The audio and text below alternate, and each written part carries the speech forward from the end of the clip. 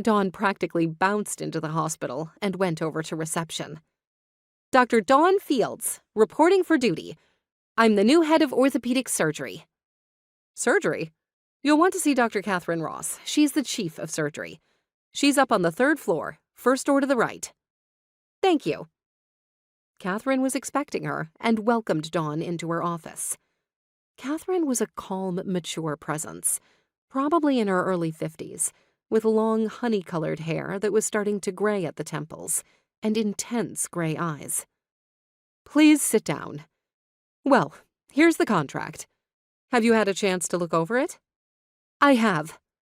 Her lawyer had assured her that it was a very fair contract. "I'm happy to sign now, if you are." "I am. Let's get the formalities out of the way, and then you can get to work.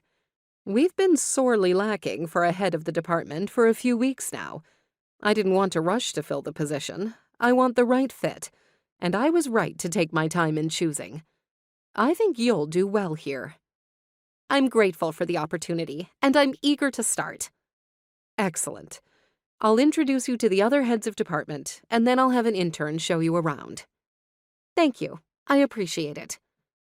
They signed the contract without any fuss and went directly to the morning staff meeting. There, Catherine introduced Dawn to the other department heads, most of whom were kind and welcoming. There was one exception. Dr. Jordan Robinson, the head of cardio-thoracic surgery, frowned at Dawn as she shook her hand and didn't say anything in response to Dawn's friendly greeting.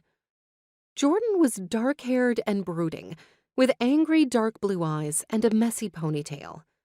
She turned and walked away as soon as Dawn let go of her hand, positioning herself as far from Dawn in the room as possible and glaring at the floor.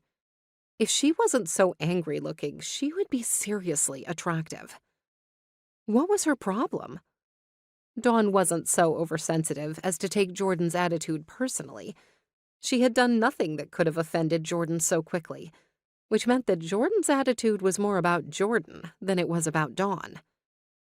What would make her act like that toward a stranger who was clearly trying to make friendly advances? Dawn could sense that Jordan was in pain of some kind, though she didn't know the cause. Well, she would find out. New life, right? She wanted to make friends. Jordan would be one of those friends, she decided. She'd figure out what was bothering Jordan and help make it better.